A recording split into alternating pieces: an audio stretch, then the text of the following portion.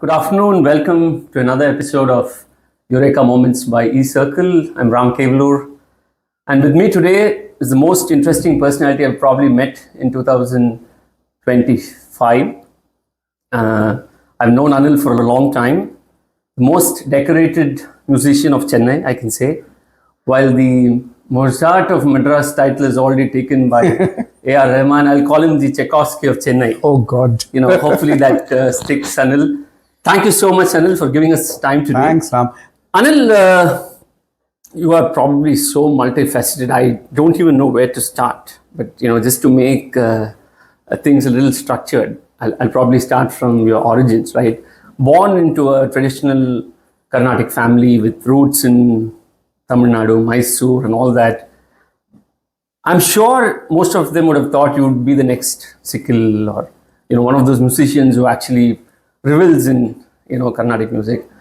But very early in life, you decided to, start playing the piano, perhaps.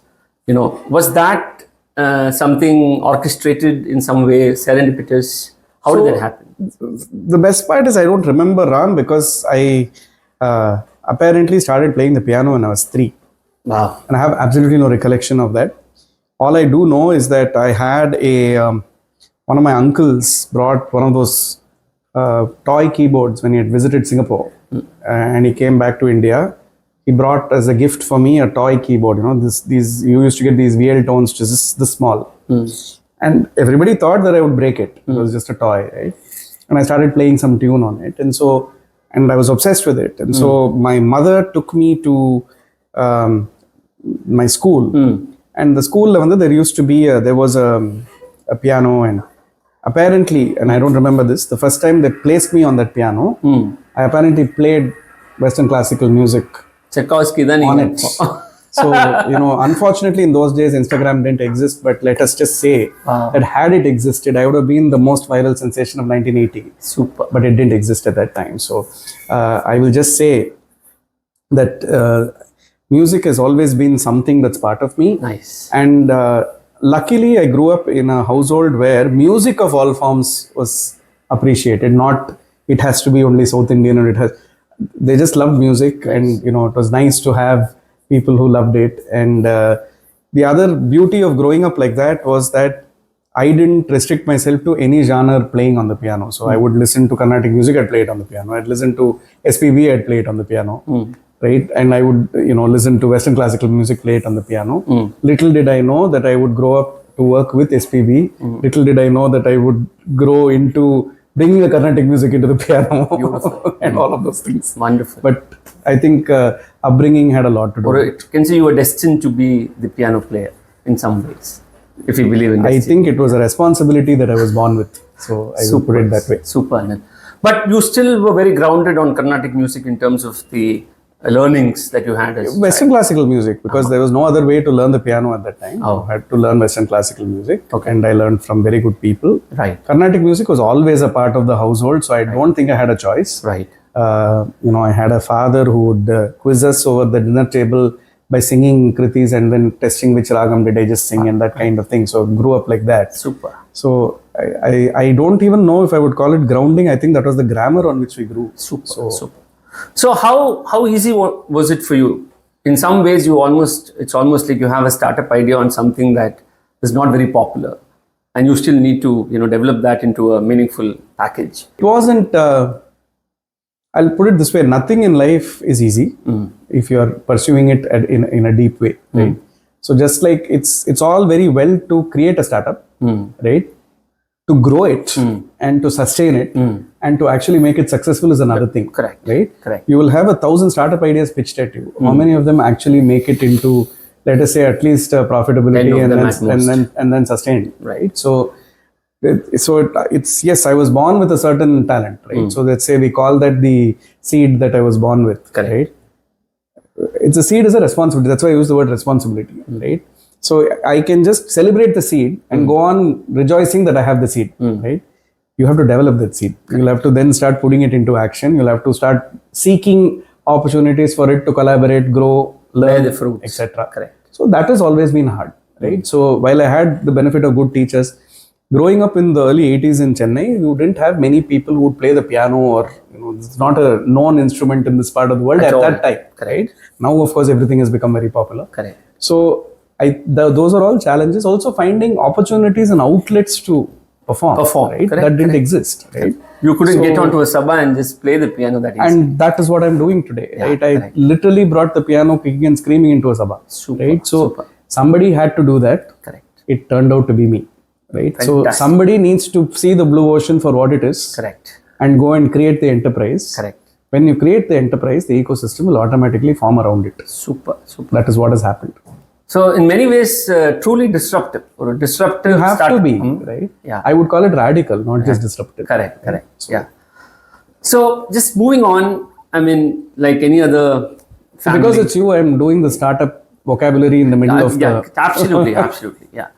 So moving on, your education. Yeah. I did get to know that you did a degree in communication. You did a MBA program, and then at some point you also did neuroscience, etc. Right? All of this was in some way planned, or you just took it as it Nothing came? was planned.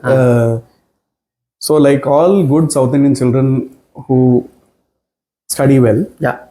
and I confess that I studied well, we learn very early on in life that one subject alone is more important than everything else put together. I don't believe in it anymore, but at that age we believed in it, and that subject was mathematics.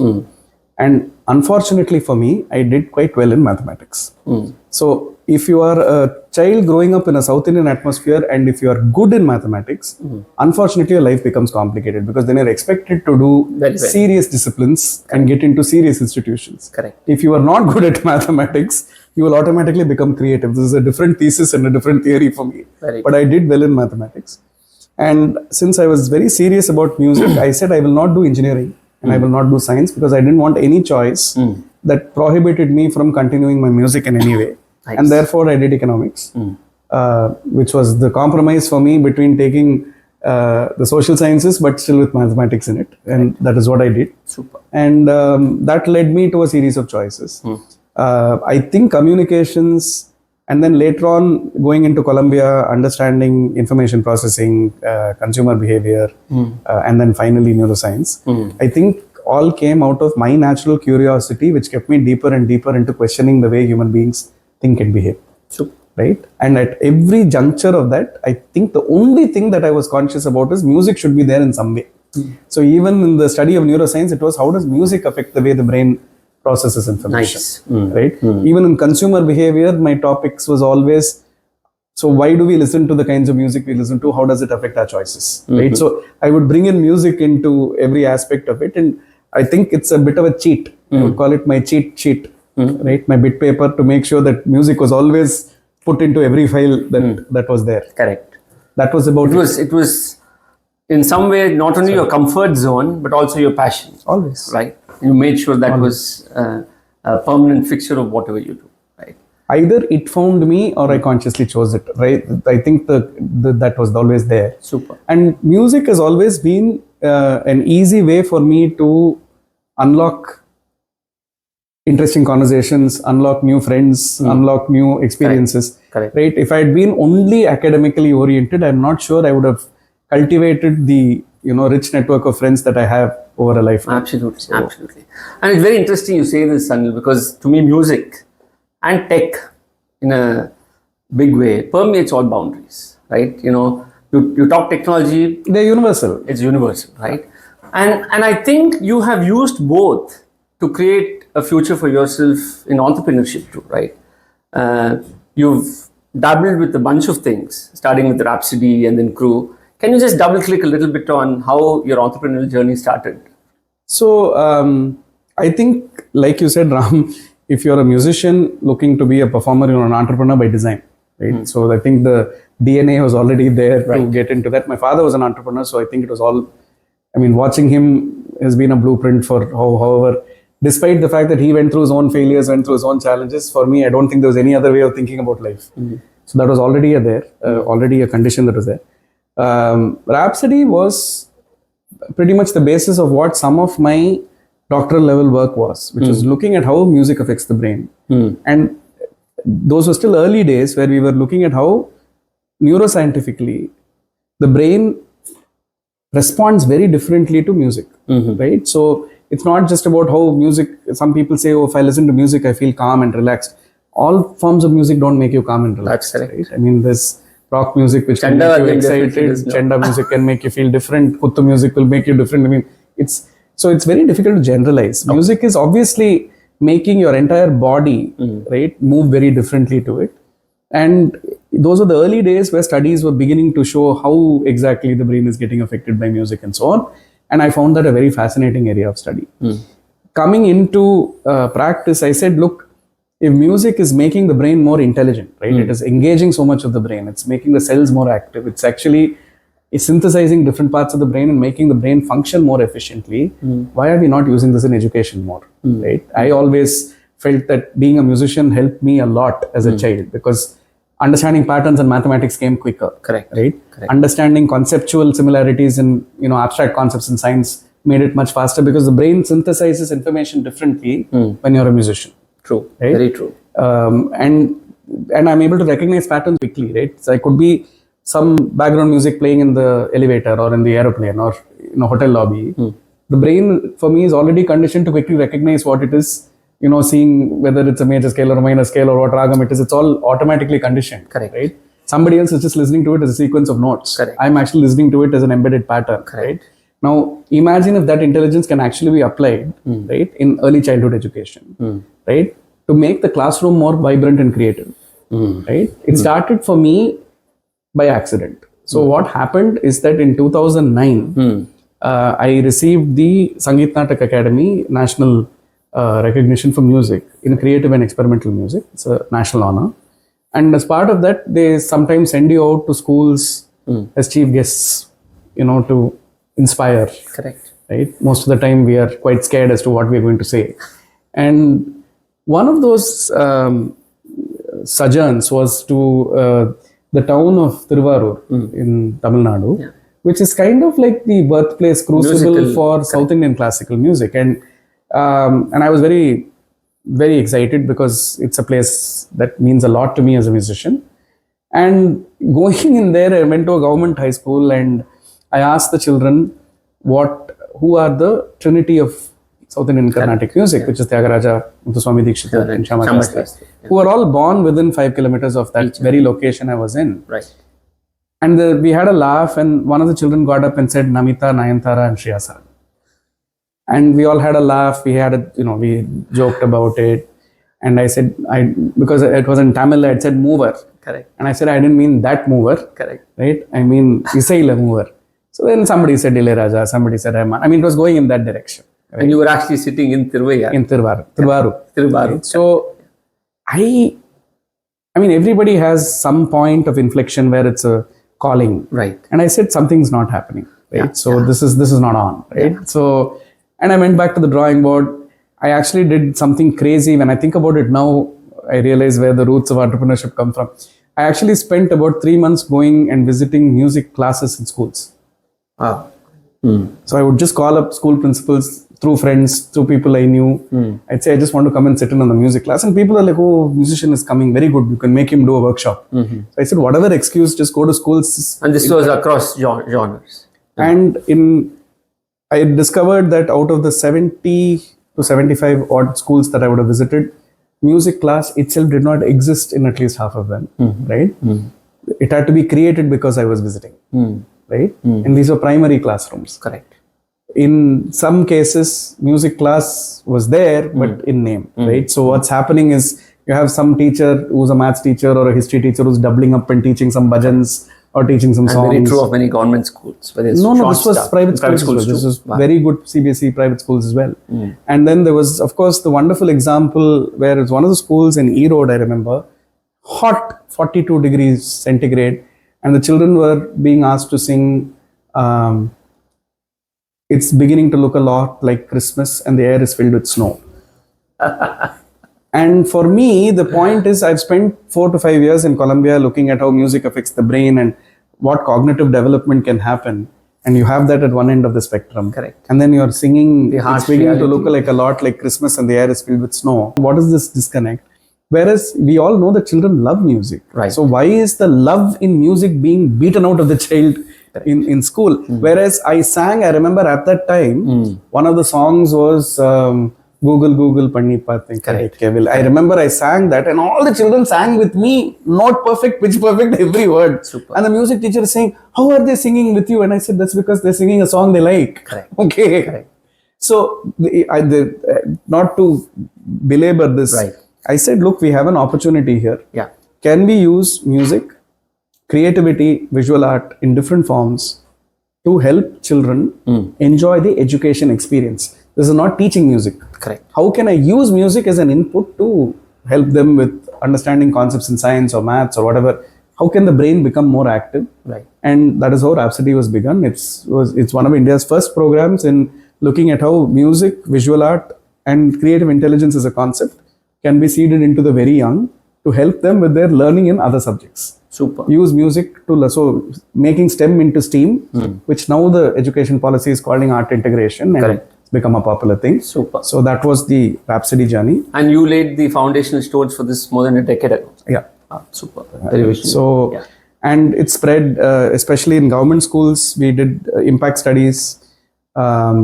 So in the government schools we worked with, and we worked alongside people like the Ashok Leyland Foundation and things like that. We found that attendance on the days that the Rhapsody class takes place is up by 15% compared to the other days. Nice. Right? We found that math and language learning scores were 5 to 7% higher post Rhapsody intervention than before. So it's very clear as to what the impact of this is. Nice. Right? Nice. Because it's making the classroom more fun. Basically, just create an atmosphere which is more conducive to learning. Automatically, the learning will take place. Super. Right? So that's where Rhapsody comes from. It's grown into its own.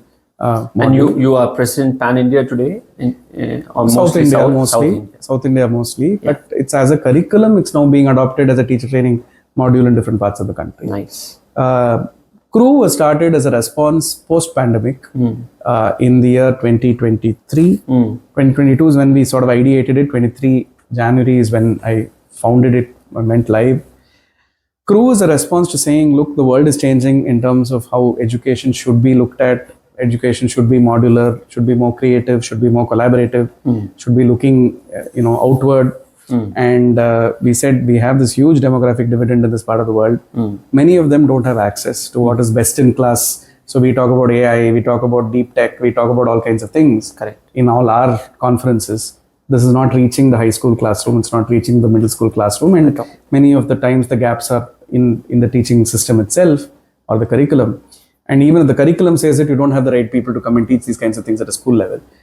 And because of which children are also making a lot of choices which are not very informed, right? So they're going into computer science engineering without knowing what computer science engineering is all about. And what's the point of regretting that when you're 30, right? Correct. So if in middle school, high school, I can start giving you access to the most passionate but best in class academics, ideologues and institutions, Yeah.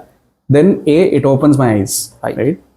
Shows you a mirror. You can either swim or you'll sink. Correct. Right? But at least you know what it is. Correct. And we looked at project-based learning as our methodology. And I said you have to not just exposure to the mind, exposure to the hands as well. You need to actually do projects, execute projects given to you by professors from top institutions while you're still in middle school. And through these projects, you will do problem solving to help you recognize whether you're good at something or not good at something. And if you're good at something, then that institution or the professor is help opening up more pathways to you. And that is what Crew does. So between Rhapsody and Crew, we've kind of mapped out K to 12. Yeah. And it was all housed under the concept that we call creative intelligence. So creativity in the way you think about education in K to 5, creativity in problem solving in 6 to 12. So this is fantastic, Anil. And I think what you've laid as foundational stones will hopefully be the future of how education pans out globally, right? Which is no physical barriers to anything. Anybody sitting in any corner of the world has access to anything they want, and they hopefully learn it as modular as they want it to be. exactly Right? That's super.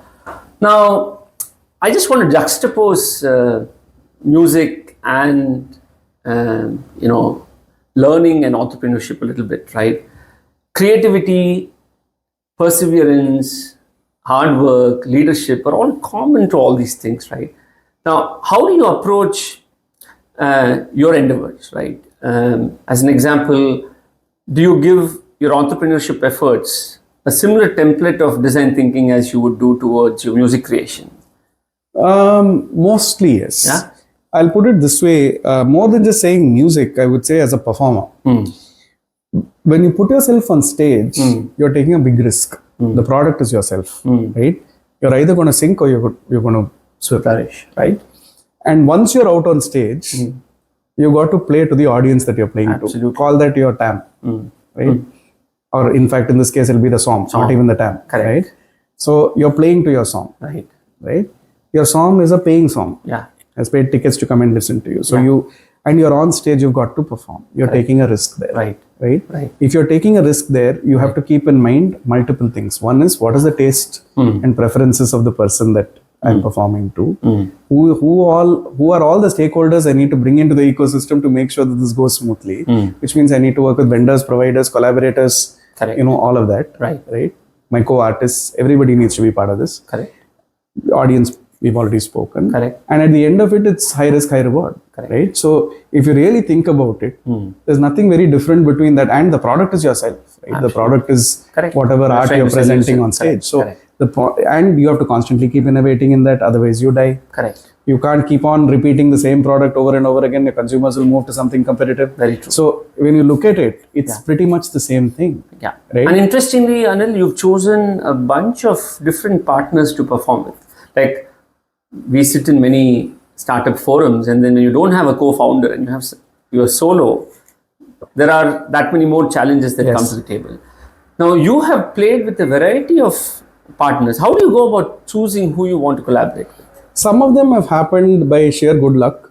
Some of them have happened by design. The sheer good luck is, for example, Sikil Gurucharan, who I performed with the longest. My junior in school. But you performed even with Umayalpuram, Shivaraman, to Shweta Mohan, to everybody. Everyone. So everybody.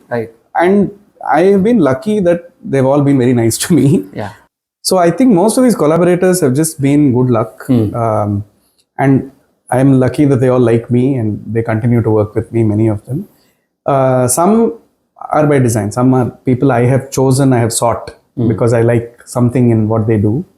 And I think part of that, Ram, is that I've also had to take on the burden of mainstreaming the piano into this culture. So I needed to have as many different versatile platforms as possible, and I'm a bit of a risk taker. If you're an entrepreneur by design, you're a risk taker. So I'd like to take certain risks with certain collaborations to see, okay, can I push this in this platform as well? Can I push this in a non-traditional? Can I push this in a jazz format? Can I push this in a kuttu format? How many platforms can we put the piano in so that we mainstream this? Because I was one of the older people who did it, right? And now the piano is becoming even more popular. I know, right? So my thing was, on how many formats can we try it? So creatively, it keeps me very happy because it keeps me challenged all the time, gives me more opportunities to, challenge myself. And at the same time, the objective of, as I said, popularizing an instrument that's a little unfamiliar here. Both were helped. And you actually take it to the next level, because I've actually seen your performances where you perform blindfolded. And you also get your orchestra to perform blindfold, right? That's all taking risk to the next level. But I'm a golfer, and I did hear that your mom was a golfer at some point in time. They say that a good golfer can actually play blindfolded. Yes. Because you don't actually need to see where the ball goes. Yeah, you can sense it. You can sense where the ball is, and you can... Most musicians can pretty much do what they're doing blindfolded, because you've practiced enough that it's like touch typing, right? I don't need to see where the keys are anymore, right? But to be able to play with collaborators blindfolded requires a leap of faith. More for them than for me, and therefore I credit them more than I credit myself on this, right? So I decided to do it so I can do it. But they also have to trust in me enough, trust in their process enough, and be able to keep pace with what I'm trying to do. That's the actual challenge. And I think both Krishna Kishore and Naveen Napier, who play with me in the Concert in the Dark format, they're master musicians. Played with all the top people. But the fact is that they trust me. And therefore I trust them. So what is your next big thing brewing in your head? So Crew is, as a project-based learning platform, has already crossed about 500,000 students. And many countries now. I'm creating a concept within Crew called College in the Cloud. Where I'm saying for the top 2% of the students who are doing Crew projects, who are clearly the natural entrepreneurs, the natural problem solvers, the natural people who are good at execution, and many of them who don't have access to either finance or access to mobility such that they can go study in the very universities that we are working with. Since I've already got the universities and professors on the platform, how do we construct the equivalent of a virtual college on the cloud, right? And give them the equivalent of a college degree, Super. which can actually happen this way, which is the first of its kind, which will be completely project-based, experiential, which means that the people who graduate out of this are actually skilled at doing something, which means that your workplace is going to be that much more enhanced, Absolutely. right? But more importantly, can it create the next breed of gifted, natural, and talented entrepreneurs who come out of this? Because the natural problem solvers. Absolutely. So we are trying to build it towards college in the cloud, and some traction has already been had in that. Super, Anil. At eCirkle, we have this vision of making entrepreneurship as a first choice for youth who are graduating from college. And I'm truly hoping that many who are graduating from the Crew College become potential contenders to become the future entrepreneurs. Before we wind up the show, just to make it a little more lighthearted, Anil, I'm going to ask you a bunch of rapid fire questions. Let's go. My intent is don't pass any of the answers. Okay. And don't be politically right about the answers. So I'm politically wrong all the time. So nothing to fear. Okay. First one, a musician or an academician or an entrepreneur, which one has been more fulfilling as a role? Entrepreneur. Super. Okay. How would you describe your style of music in one word? Eclectic. Super. A myth about Western classical music that you want to bust? That it is complicated and it is not for everybody. Okay. It's not. Okay. Like any other form of music, if you habituate yourself to it, it will unfurl itself to you. Super. And between skill and practice and hard work, what do you think is the most important? Practice and hard work. Yeah. Think of your skill as the intercept. Okay. Right? Yeah. The practice and the hard work is your slope. Right? Super. So how steep your slope is totally depends on how much hard work you put. Super. One habit of yours that you're very proud of? I always read before I go to sleep, no matter how challenging the day is. Very good. At least a page. Super. A very unusual place that you performed at? Satyamangalam jungle. In the middle of the jungle, where we took the piano and put it there in the middle, Sickle and me, put it in the middle of the jungle. This jammed between yourselves? No, it was a concert that they organized outdoor in the jungle. And because of the famous resident of Satyamangalam jungle, at least at that time, we were always under this thing of, is this actually going to happen, or is something going to happen to us?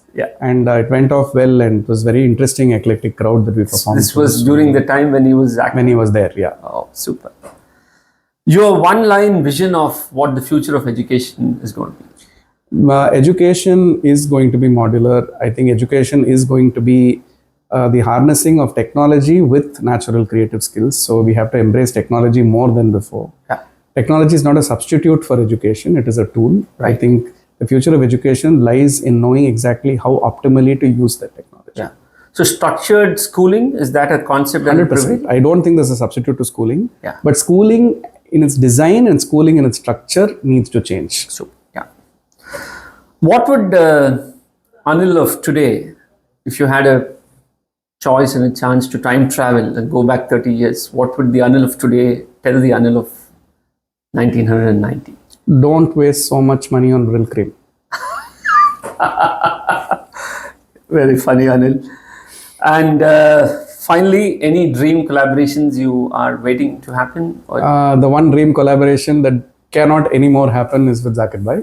So I did play with him twice. Oh, you did? But those were ensemble concerts where I didn't play only with him. There were 10 other people on stage. And that is not to be. Super. Thank you so much for your time, Anil. Thank you. Such a pleasure talking to you. And all the best to eCirkle and all that you all do. And hoping to see you in Mysore very soon and be one of our guests. Thank you. We'll see you. Thank you.